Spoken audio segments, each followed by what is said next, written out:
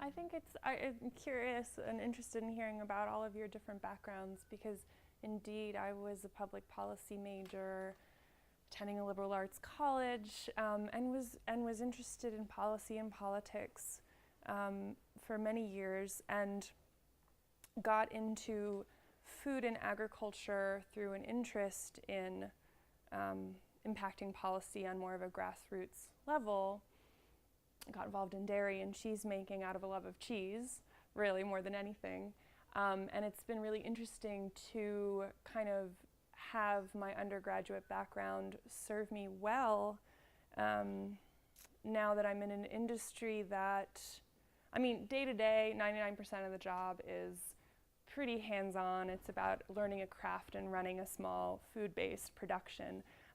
But there is some policy making that goes into it, and I'm going to talk about that a little bit later. It's kind of neat that I can draw on my experience to do what I do and to also advocate for the industry. Yes. Here we are. So just a brief background on me. That's me hauling some milk, and those are the chickens at my farm, and that's the milk house where I make the cheese. I started the production in 2014. It's called Valley Milkhouse. We're a small creamery based in Berks County. We're producing 6 styles of cheeses, mainly French, European styles. Those are the cheeses I really love. Those are the cheeses you're going to be tasting today. We're producing 12,000 pounds of cheese per year, which is very small. And actually, I'm pretty maxed out. I've doubled a couple of times since I started the production a couple of years ago, and I'm already maxing out my equipment and my space because the demand for anything handmade, anything organic, anything artisanal is so strong right now. So it's great. It's been really encouraging to see that growth. We're a 2-member crew. I have one assistant cheesemaker who's full-time who helps me. And then I have some people who help with farmers markets and marketing and that sort of thing. We are mainly doing direct retail and wholesale. So right now we don't have enough cheese to work through larger distributors. So pretty much I'm selling directly at farmers markets or I'm selling directly to chefs, restaurants, specialty food stores in the region, that sort of thing. And I'm non-farmstead, which we were just talking about. I'm kind of unique in this state because Pennsylvania has such a strong dairy heritage that most cheesemakers have come at it from a perspective of trying to save the family farm and create some sort of a value-added product. And the answer is cheese for a lot of people. For me, I'm coming at it from a European love of cheese and kind of am more interested in the craft and the artisanship than the animal husbandry side. So I work with a dairy partner, which is 100% grass-fed, organic dairy, and they're wonderful. And we go every day for fresh milk, and that's where my process starts. So it's nice to be able to rely on them. So that's just a little background on me, and I'm ready for the next slide. What is artisan cheese? A lot of people ask me this, and this is relevant to the second part of this conversation where we talk about some of the regulatory issues and politics surrounding cheese. You might not have thought that cheese is political, but it very much is. So what is artisan cheese? We don't have any very defined, I guess, definition of it, but there are some underlying themes. Next slide, please. It's handmade. These are some scenes from the creamery, and most of these photos are taken by a woman, Cynthia Van Elk, so I didn't credit every photo, but this woman is an amazing Dutch photographer who followed me around in the creamery for 3 days and followed my whole process from start to finish. Artisan cheese tends to be handmade, which means that where a lot of larger companies like Kraft or even some of the ones that you think of as artisan, like Cabot Creamery or Tillamook out in Oregon, tend to have everything pretty well mechanized. There's not a whole lot of human element in the process. Typically, artisan cheesemakers are defined by being pretty hands-on, pretty handmade. So we're cutting the curds by hand, and we're stirring them, and we're shaping them, and we're forming them by hand. And all of this is something that I really love about the craft, is that it's very sensual, and it kind of you develop a muscle memory around what you're doing, and kind of can put your signature on it. So it's a nice way to differentiate. Okay, ready? Well, I had a question. Sure. Those little strips that you're cutting there with that Yeah. pronged instrument, is that going to go like a round cheese or This ends up being, so milk is ripened, and then we add rennet to curdle it, not to go into a whole subject on cheese making, but this ends up being like a whole yogurt mass. And I'm taking this, it's called a curd harp, but it's basically like a knife and just cutting cubes. And sort of like dicing an onion, you're trying to get this giant mass of yogurt into perfect cubes. Those are curds, so that they stir and drain their moisture evenly. And then we're taking them, when they become smaller, we're pressing them into a wheel shape. Okay, artisan cheese making is also very traditional. This is something that we see a lot of in the US artisan cheese movement, which has really flourished recently, is that we are, emulating our European sort of ancestors, right? The people that we learned cheese making from and the recipes that we have learned from to produce what we're doing, that foundation is absolutely there. And I think that nowadays you see some larger industrial creamery productions that are, loading their cheeses with food colorings and additives and preservatives and all these flavorings, and even just like herbs and garlic and things like that tend to mask milk that doesn't have much character. So I think artisan cheese making is unique in that it's really honoring the milk, and I'm going to talk about that later, but using traditional techniques to tease out flavors that are already naturally present in the milk without having to add anything. Milk is the #1 ingredient, and the next ingredient is cultures and rennet, and we use that's less than 1% of what we're doing. So if you think about it, we can make so many hundreds of varieties of cheese with just the one ingredient, which is milk, and that's pretty cool. So now we can talk a little bit about milk and why that's important. Ready for the next one? Yep. So the focus on the animals. This is a nice Jersey cow at 7 Stars Farm. This is where I get my cream to make butter. They're actually a biodynamic farm, so talking about your experience, this is a very cyclical, like closed circle type of a farm, and not too far from here, so definitely worth visiting. Artisan cheesemakers are, because milk is the only ingredient and it's what we rely on to do what we're doing, it has to be a really high quality. Not just for food safety reasons, but also because if you are using milk to produce longer aged cheeses, you have to make sure that the cows haven't been fed like fermented feeds, like silage, or if so, just in small amounts, because you end up getting off flavors later on in the milk. This is more technical than you might care to know, but the point is that the milk source is everything, and more importantly, the diet of the animal. In fact, some cheesemakers say that the ultimate character of the cheese is determined, 50% of the ultimate character of the cheese is determined by the diet of the animal. So that's pretty remarkable. It's like this is what we're depending on, is what are the cows eating? Are they well cared for? Are they happy? What's their vibe like when they're getting milked? And if all that is going well, then we have a really good quality of milk to work with.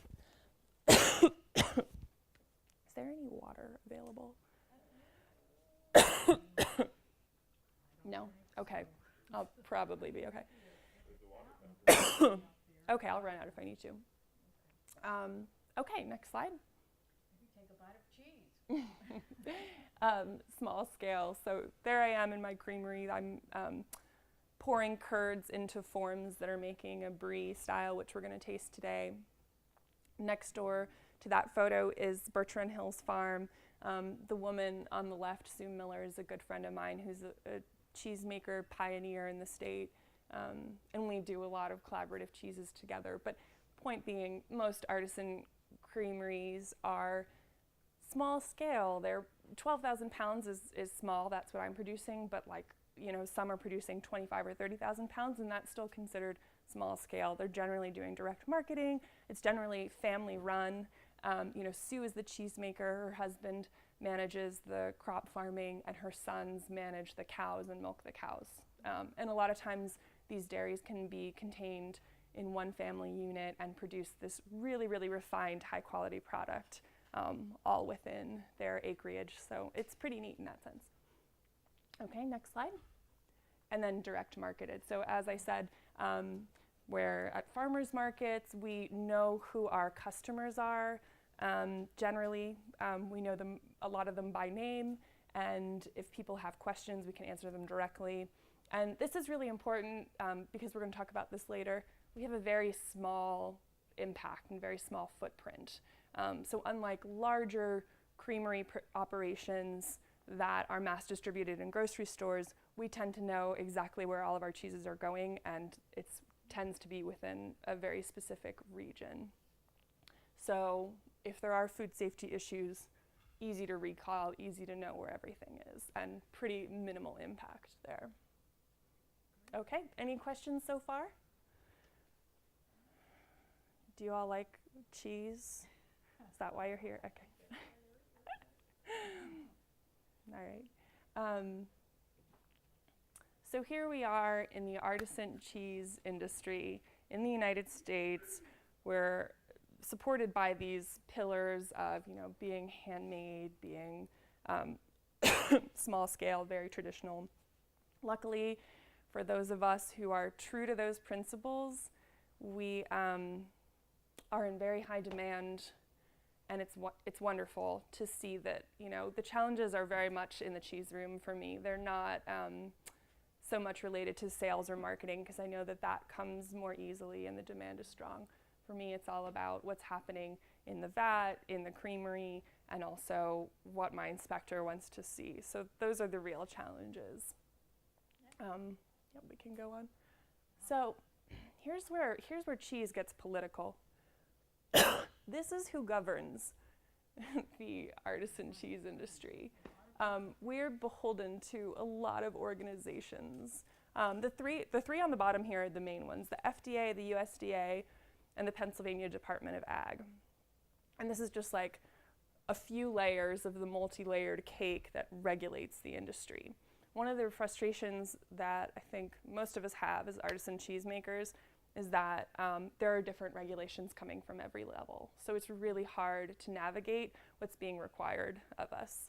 The FDA is probably the scariest of all of them. They kind of can drop by any time at the creamery and swab surface areas and test environment, test cheese, and make sure that we're doing everything to their standards.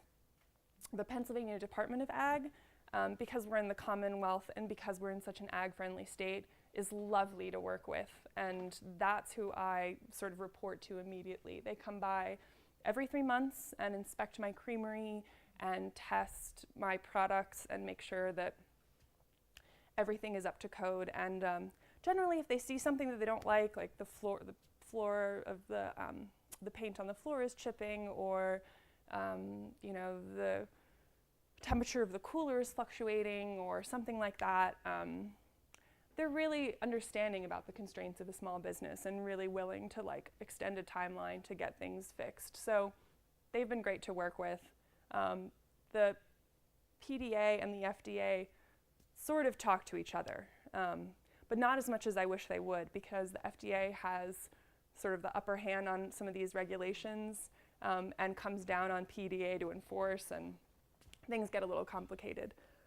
And then the USDA also has guidelines for us, as well as the Centers for Disease Control are now kind of coming in, because when you're dealing with milk, and you're dealing with raw milk, and you're dealing with processing of raw milk, things can go wrong, things can happen, and just like any food product, we're vulnerable to contamination. So there are food safety concerns.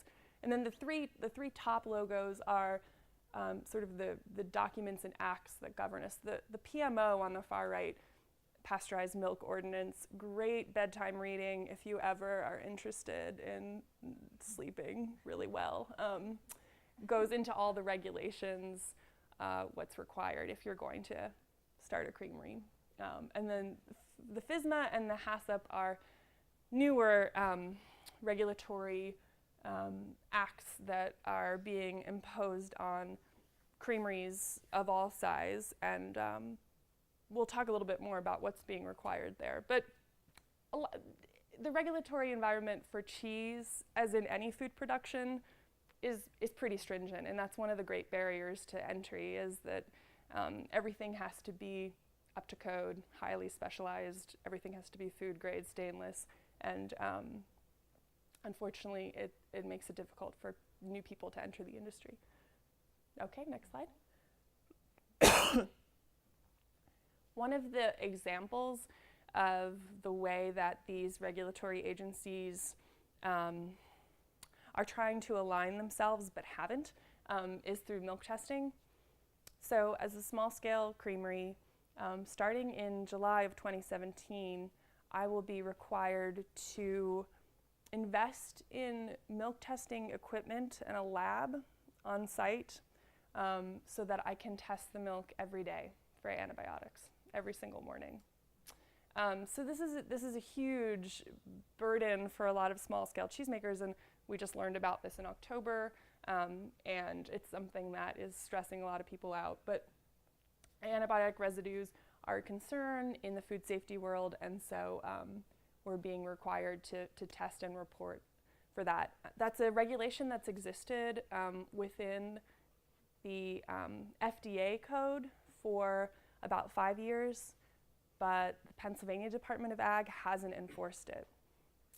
So now FDA is coming down on PDA to actually start enforcing it. And it sounds more complicated than it is, but the point is that this is a regulation that has been around for a while and we're now just being asked to comply with it. Do you think the fact that they're putting the burden and the expense and the time on the cheesemaker has anything to do with public funding cutbacks? I mean, that seems like something that should be publicly paid for. Yeah, it's maybe. I think it's hard because the suggestion by the FDA is that creameries can get together and build a collective lab, but we're all on farms that are really remote. So, if you're in a city, it's no problem, but I am, 30 miles from the next closest creamery, and that's a really long trip every morning. So essentially, it's going to end up being that everyone's going to build their own. And yeah, it's a huge expense. It's something like $6,000 or $7,000 just to comply with this regulation. Yeah, it's a big issue. On the previous slide, what I forgot to mention was that, and this goes along with what you're saying, in a lot of European countries, the regulations are sort of prorated or adjusted for footprint. And that's why I mentioned that earlier, because most of us are small scale and because most of us are direct marketing, direct selling our product, the impact that we could have if something goes wrong is really small, exponentially smaller than one of these larger productions. And so I think the nuances in a lot of European countries are that the scale and the size of a smaller operation are accounted for, and not that they are totally, forgiven or excluded from the regulations, but they might just have a little bit more leniency in their timeframes for complying and things like that. So I'll get to this at the end, but as an industry, we're pushing really hard for these regulatory agencies to consider footprint as something that would help sustain what is a really lovely and growing small-scale industry. A little bit about what you mean by footprint. Yeah, footprint meaning the potential for damage is really small. The potential for large-scale damage among mass consumer base. Yeah, you can move on from there. Raw versus pasteurized milk. So we're getting into the hot button issues in these last two slides. Wooden aging boards and raw versus pasteurized milk. Have you heard any buzz around any of these issues?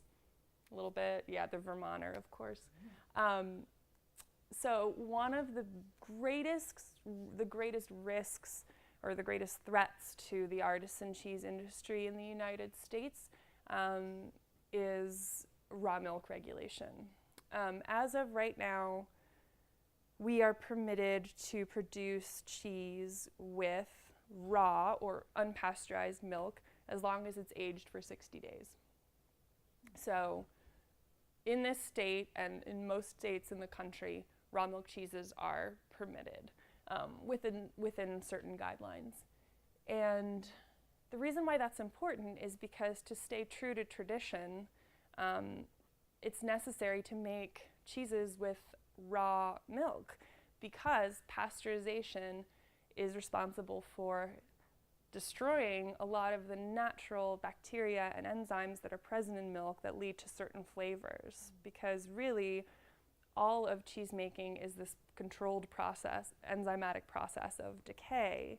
And what we're trying to do in the aging process is tease out flavor compounds that are desirable, like the sort of the barnyard flavors of a washed rind tome, or the sharpness of a blue, or the butteriness of a brie, or something like that. You hear those words, and what we're talking about are enzymatic processes. And a lot of those processes take place because the milk is not tampered with at all.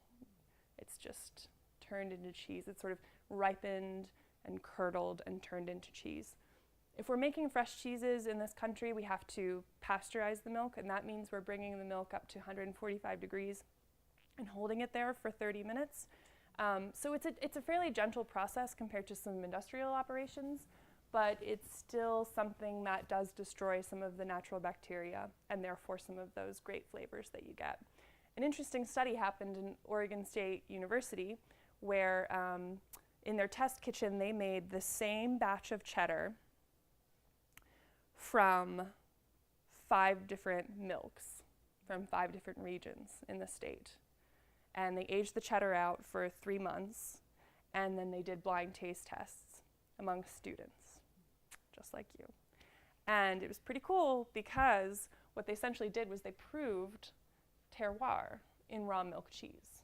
So the flavors that the students circled all aligned with certain regions of the state.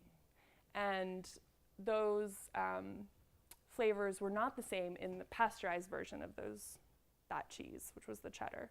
So what that tells us is that if you leave the milk raw and turn it into cheese, you pick up on these nuances that are specific to the grasses and the minerals and the climate of a certain region, which is what cheese making is all about, right? It's like winemaking. It's tied to the land in a very intimate way. So this is a hot button issue. Obviously, I could talk about it for a really long time, but it's something that you're going to hear a lot about when you start reading more about cheese, which is, are we going to be able to continue to making raw milk cheese? Because right now, Centers for Disease Control are really concerned about salmonella and listeriosis and E. coli, and they think that pasteurization is going to fix the problem when actually the science says that it doesn't. So that's a hot button issue, and I'd love to talk more about that with anyone afterward if you're interested in hearing more. And then, okay, next slide. What's this machine? Oh, the photo on the right is, that's the chart recorder. So that was taken in my creamery, and that is a recorder that basically records the temperature over time. And that vat? No, because that one's not being boiled. Yeah. Boiled? Yeah, exactly. Not boiled, but brought to that warmer temperature. And that's what my inspector looks at when he comes every 3 months. That's what he looks at. He looks at those charts to say that if I say it's going to be a pasteurized cheese, I better have done it right. And then the sort of the final hot button issue is the use of wood. Seems pretty trivial, but natural wood is one of the most important tools in artisan cheese making that we have, and it's also incredibly traditional. Most of us age our cheeses on wood, and the reason why that is so important is for a few different reasons. First of all, wood is safer. Contrary to what FDA and certain regulatory agencies believe, because wood is a porous surface and they're concerned about washing. All of the studies that take place in Europe and have taken place in Europe for a couple hundred years show that wooden boards is actually a safer way to age cheese because it harbors beneficial bacteria. So if you start with a clean wooden board, and you might have heard about this with cutting meat, yeah. If you start with a clean piece of wood, put a fresh batch of cheese on it, the cheese will essentially inoculate the wood with bacteria, and the wood can harbor it and encourage its growth, which is a growth called biofilm that is essentially responsible for covering the cheese and protecting it. So wood assists in the development of a rind. And the reason why that's so important is because if a cheese is left bare, it's very vulnerable to contamination. We want molds and yeasts to grow because that's what protects it. It creates a hard surface. It creates an acidic surface area that is inhospitable to contaminants. And it also is responsible for flavor development, which doesn't have to do with food safety, but it has to do with the traditional aspect of cheese making. So the use of wooden aging boards is something that is near and dear to the heart of the artisan cheesemaking industry and something that has repeatedly come under threat from FDA. Luckily, in the most recent sort of friction that we've had with the regulatory agencies, the cheesemakers have won the battle.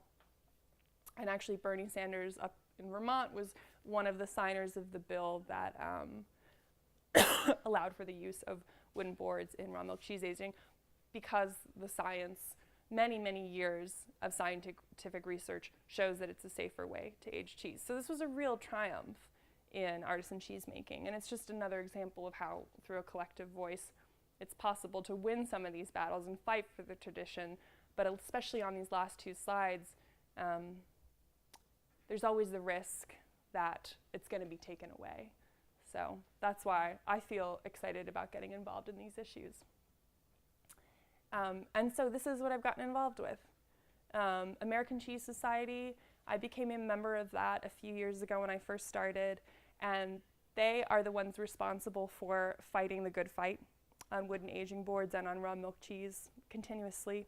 And they get cheesemakers to write letters and sign petitions, and they have a board made up of not only cheesemakers, but dairy scientists and regulatory agency regulators and all sorts of chemists and people who are very skilled and adept at providing research that supports what we're fighting for. So they're awesome, and you can join if you want and support the cause. And then the Pennsylvania Cheese Guild is something that I'm part of. I'm on the steering committee for that, and I'm proud to say we launched this a year ago, and a year ago in February, actually. So this is a new organization for us in this state. A lot of other states have developed guilds to basically do exactly what I'm talking about, be a collective voice for the industry, not only provide technical trainings for cheesemakers and try to improve the skill and the knowledge of the industry, but also advocate for Pennsylvania-made cheese among people like you, so that you can understand the benefits of buying local, buying organic and artisan, and why this is special and healthier and more nourishing, but also to serve as this sort of collective voice on behalf of the industry when a lot of our traditions and our craft is threatened by the governing forces. Not that I'm making the regulatory agencies to seem like, you know, the bad guys in this whole scenario, and they're really not, but I think the important point of this conversation is that exactly that, it has to be a conversation, and cheesemakers just want a seat at the table. You know, they just want to be able to state their case and encourage science and research to support these decisions. So that's where we are. I think that might be it. Yeah? Thank you. We can hand out some cheese, and actually I have to cut a little bit more. So let's do a Q&A. Yeah, that'd be great. I'll make the others, and we'll taste them all together, so don't dive in just yet. I'll tell you a little bit about how we make them. Any questions? Yes.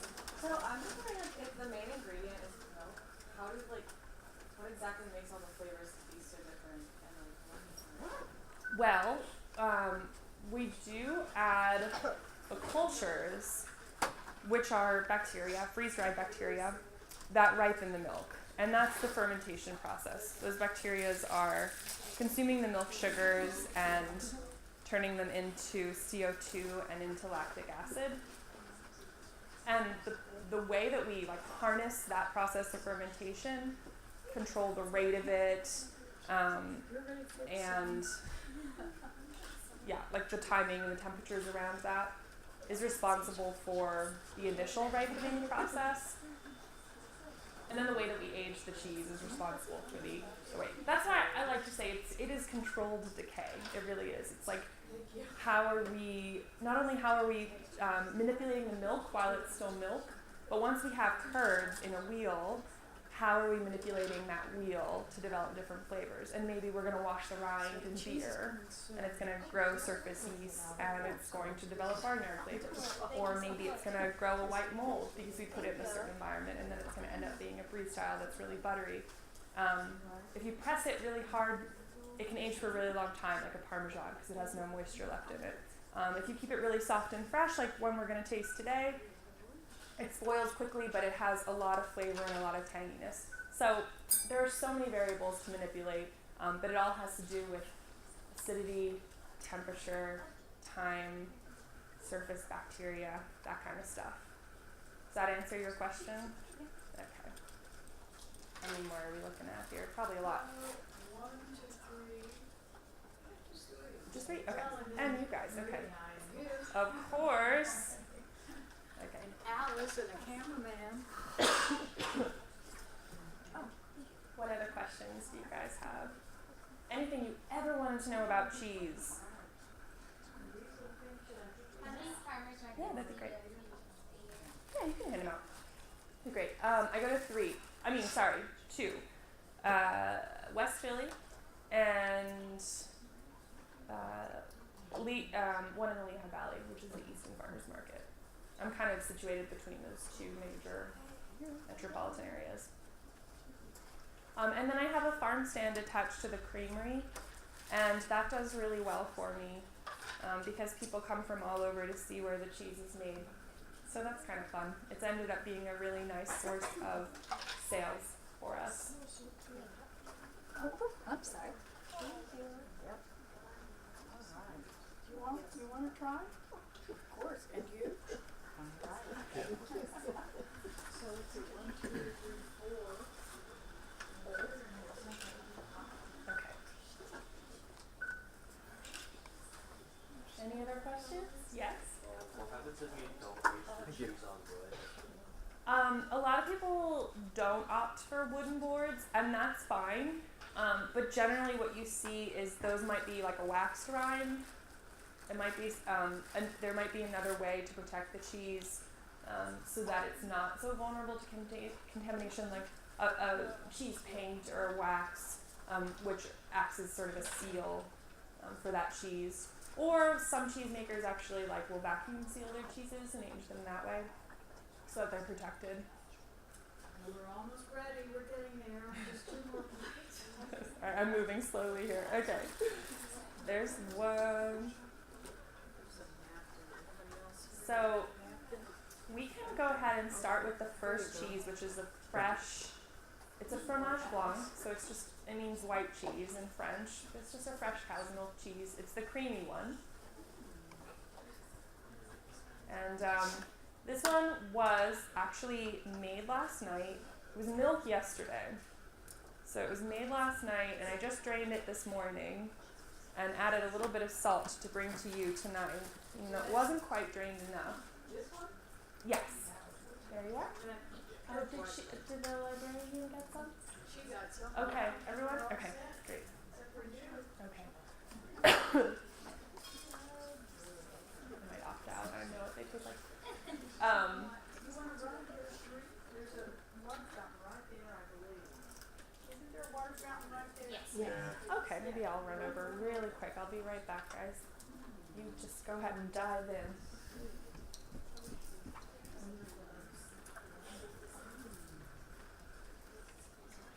So this to me tastes like goat cheese.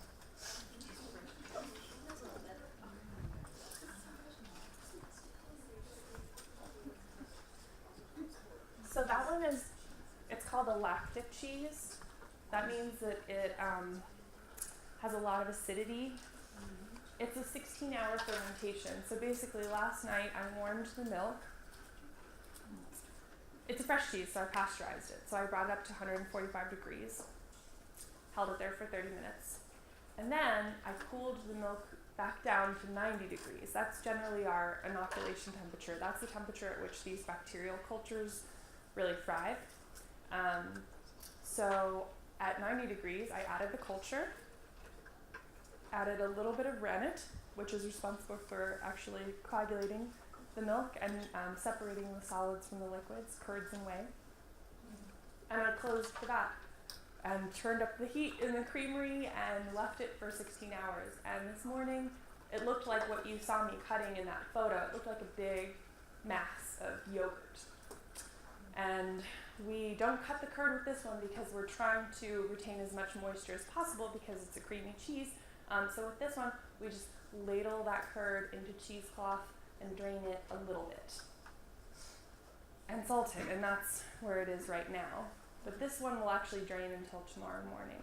And so it'll be a little bit drier and crumblier than what you're tasting now, but I wanted you to taste a really fresh curd so you can see. What do you think of it? Do you like it? It's pretty tangy, right? There's like a good tartness to it. This is a nice one for as an ingredient.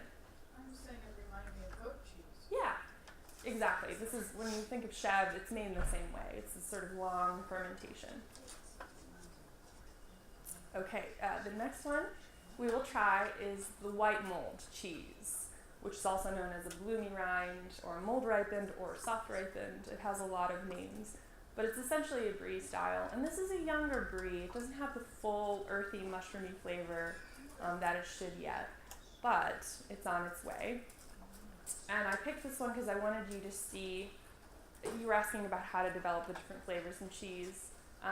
This cheese starts off very similar in flavor to the one that you just tried, but we add white mold cultures to the milk. We add penicillin candidum, and we add geotrichum. We add molds and yeast, basically.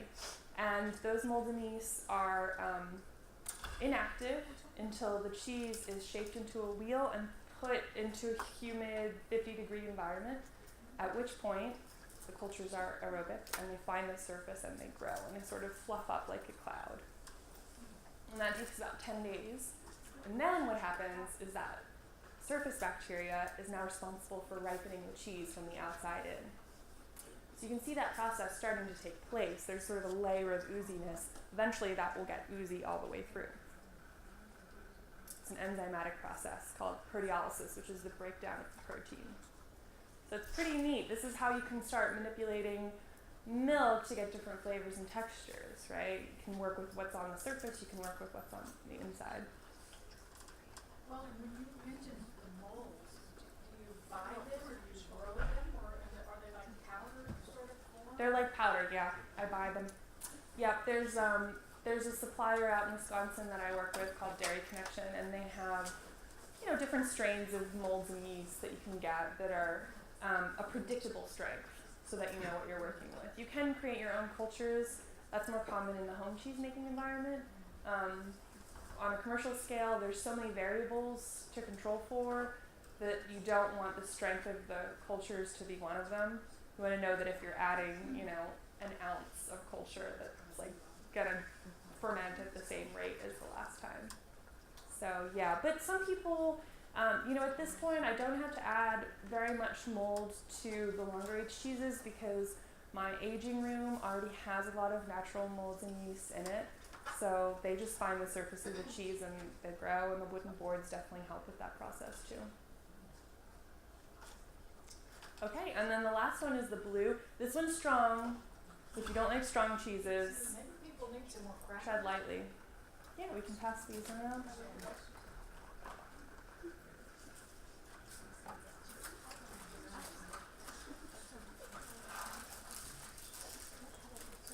this one's aged for 4 months. And blue cheese is pretty interesting. The way it's made is that, actually that's the cheese that I was making in the one photo where where I was sort of like pushing the curds into a round form. With blue, that's the cheese I made today, you're trying to get the curds to be very firm. So you're getting a really firm set, and you're stirring the curds for a really long time so that they firm up, so that when you put them into a form to drain, which is a perforated form, rather than compressing and creating a sort of a unified paste, there are openings. And in those openings is where the blue mold will grow. Yeah. The actual process from milk to curd is about 6 hours. There's a ripening period, and then there's a coagulation period where it's actually firming up, and then you're cutting and stirring and hooping it into a form. So, like, for example, this morning, I started warming the milk, adding the culture, fermenting it, coagulating it, cutting, stirring, and by about 2:30, I was doing the process of taking the curds out of the vat and putting them into their forms. And now that cheese will drain there overnight, and tomorrow it'll get salted, as much salt as it can take for 2 days, and then it will move into its aging environment for 4 months. So it's a labor of love. But some people want to do, like a lot of wineries ask about cheesemaking workshops. And I used to teach workshops in my creamery, but they're a half day. You can't really, everybody wants like an hour cheesemaking class, and it's really hard because it takes a lot of time, this fermentation business, it really does. So, does anyone have a favorite cheese? Yes. The first one. The blue, the first one. You like the stronger cheeses? And so, it's very strong. We saw on that one slide where there were shells and lots of things like that, or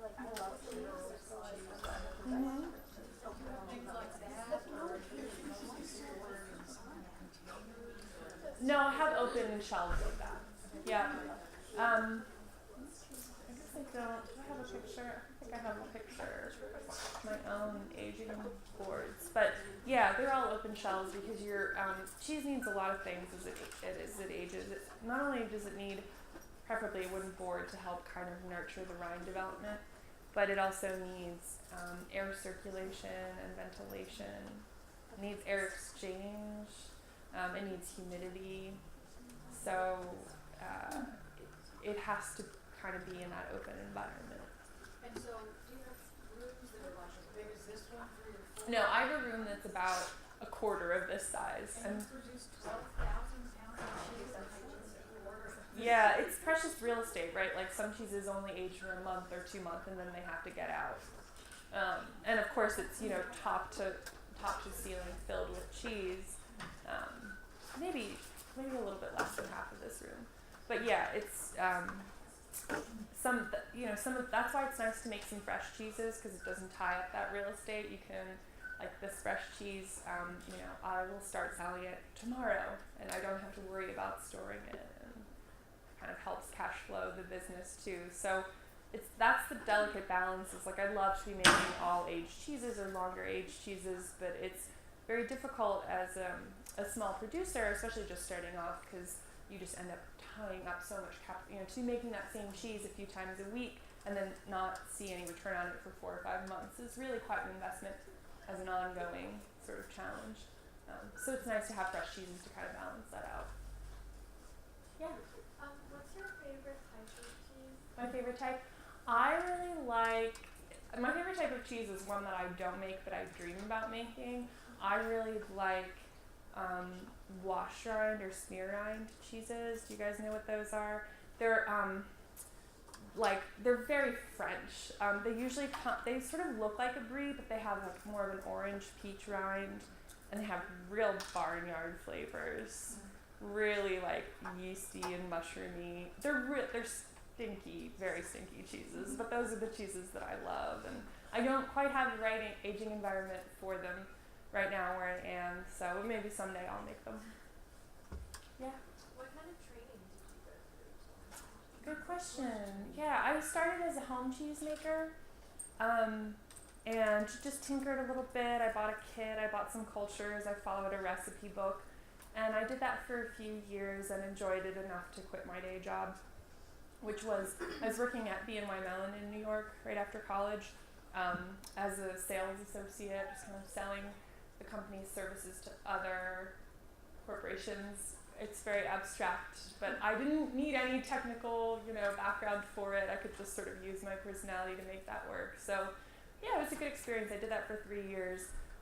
But I loved cheese making. I always loved cheese, and I was drawn to food and farming and working with my hands. And so I quit, and I went to go work for a goat dairy out in Colorado.